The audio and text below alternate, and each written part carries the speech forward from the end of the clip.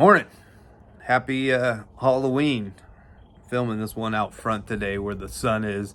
It's getting chilly here in Texas, and my patio's on the other side of the house, so it's cold and shaded. So SNAP benefits are run up, run out, and now they're preparing for a SNAP apocalypse. And Trump's having to work with the National Guards to make sure they're on standby and ready for looting and rioting. And that speaks volumes to what the bigger issue is. And the people that are making videos saying they're going to go in and fill shopping carts and steal all their food aren't the people that genuinely need SNAP or whatever welfare benefits. And what I mean by that is they're capable of getting jobs and working, and they're mad that their free ride is run up, because there are people that genuinely need these benefits. There are people that their husband has passed away and they're on really hard times.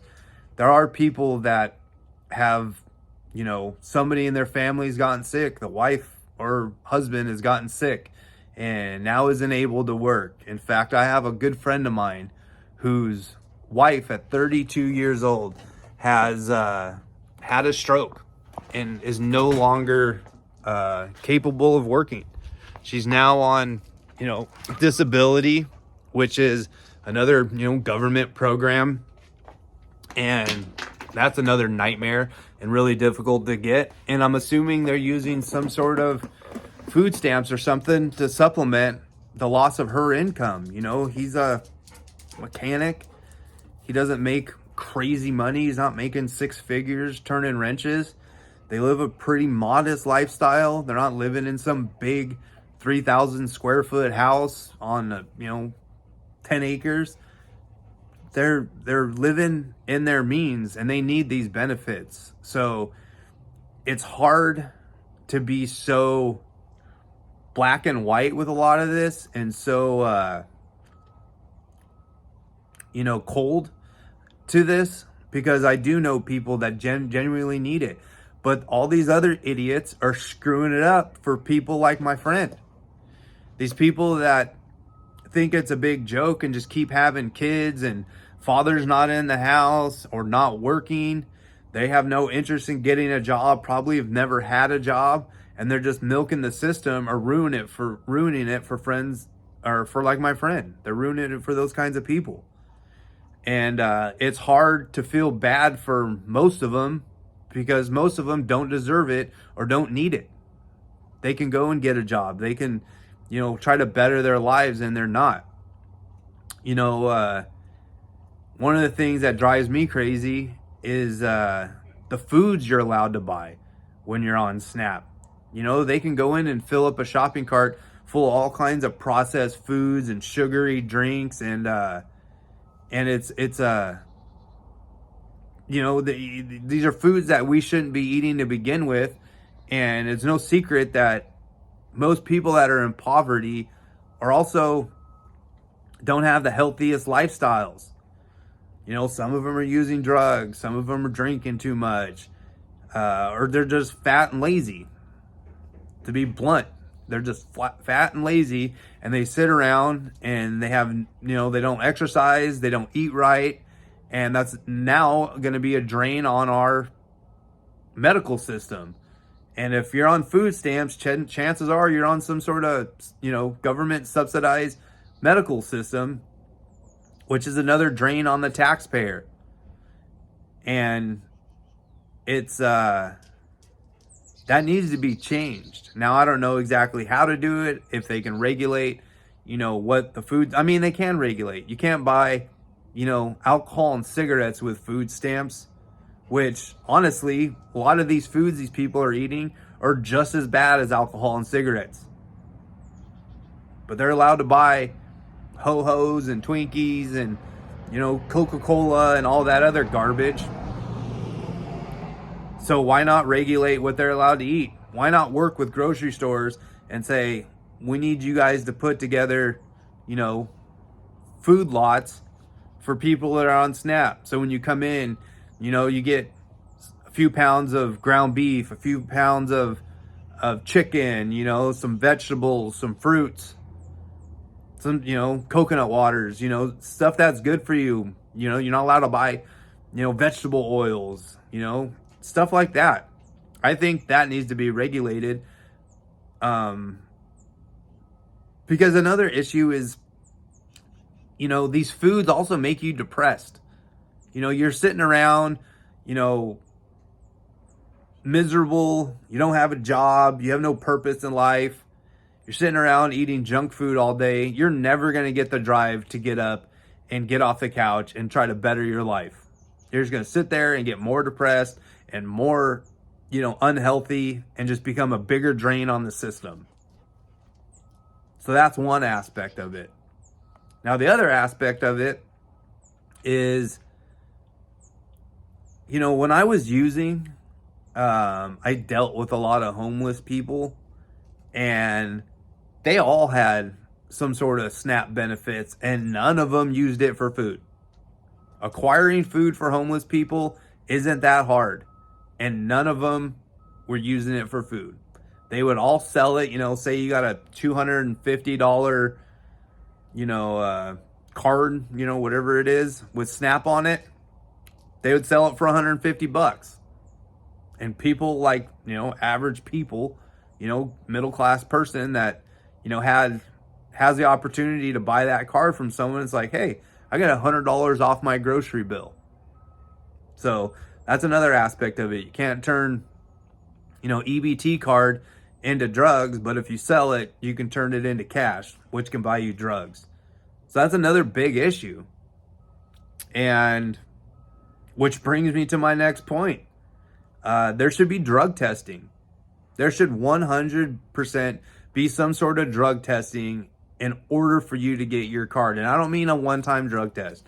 I mean, every time you go to pick up your card or pick up your whatever it is, you have to take a drug test and pass right there in the moment, pass before they hand you your card or hand you the food lot or whatever it is. Because a lot of these people are all addicts and they're taking advantage of the system.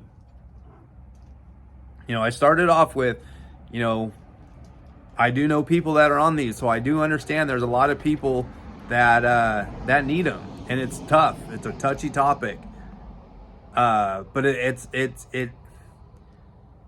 it gets to a point where we're so sick and tired of people taking advantage of the system that everyone gets lumped in, and it's like I lose compassion for everyone because of how many people are taking advantage of the system. And so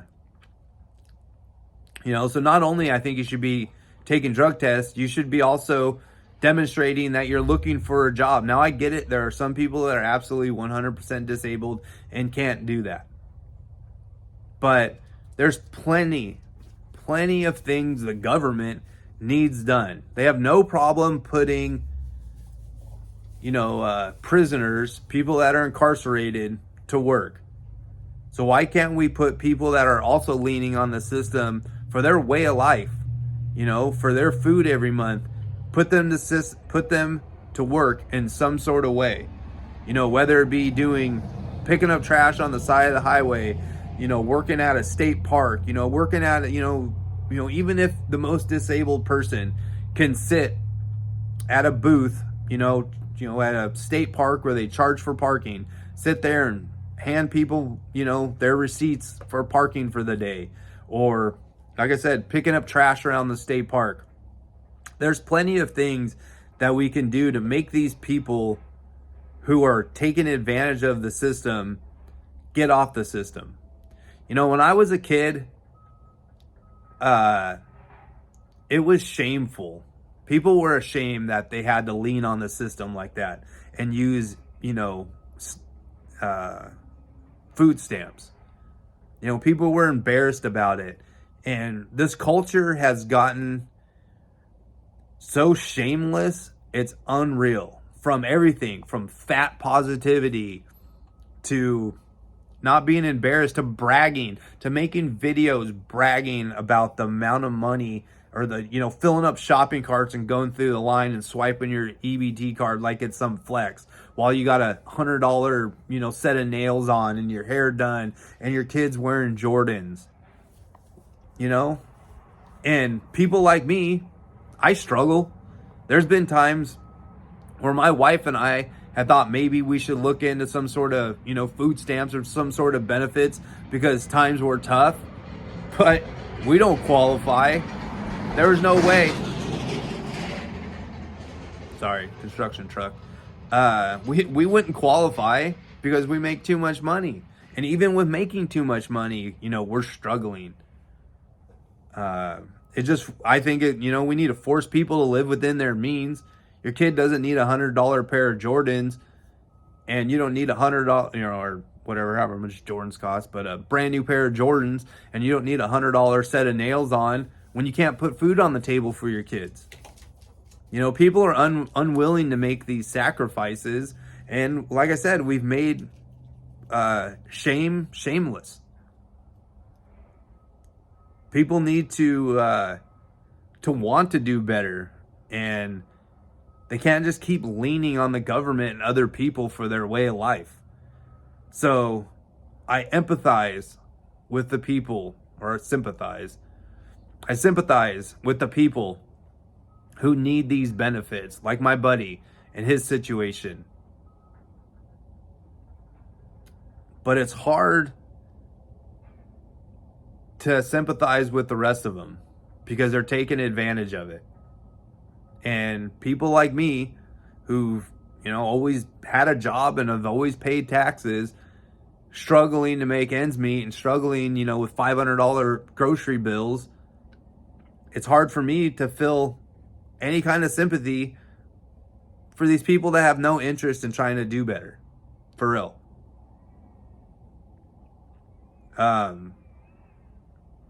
Shoot, there was another point I had and I lost my train of thought. Yeah, so I don't know what can be done. Like I said, I don't know if I think Trump's gonna pull something out of his hat the 11th hour to fix it, but it is what it is. That's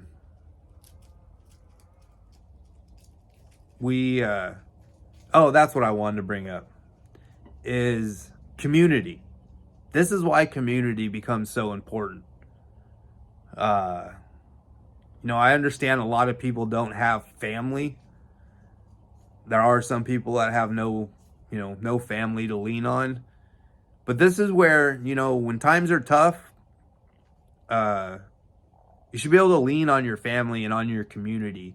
I know churches have food programs and stuff like that. And that's how there's help out there besides SNAP. There's help out there besides government. Every time in the little community I live in, gated community I live in, there's been, there's a lot of older people that live around me. Someone passes away. Everyone in the community is like, Wednesday night, I'll cook them dinner. Tuesday night, you got it. Thursday night, Friday night, everyone's taking stuff over there and helping them out. Where someone has surgery or, gets hurt at work, I'll run and pick up their meds and I'll, bring them groceries this day. And the whole community gets together. A huge newsletter goes out in our HOA email, and everyone gets together to help this person out. And that's lost these days, is community. Everybody's so concerned with themselves. And, I get that's kind of what the SNAP is supposed to be, is like the community coming together, everyone paying taxes. But these people don't take advantage of us. They're super grateful. And then when it comes around to somebody else, even the other day, we had that big tornado, or not big tornado, but a tornado touchdown and ruined, knocked down a bunch of trees. And, a newsletter went out. Hey, you got a chainsaw? Can you bring it? If you have a chainsaw in time, can you show up and help?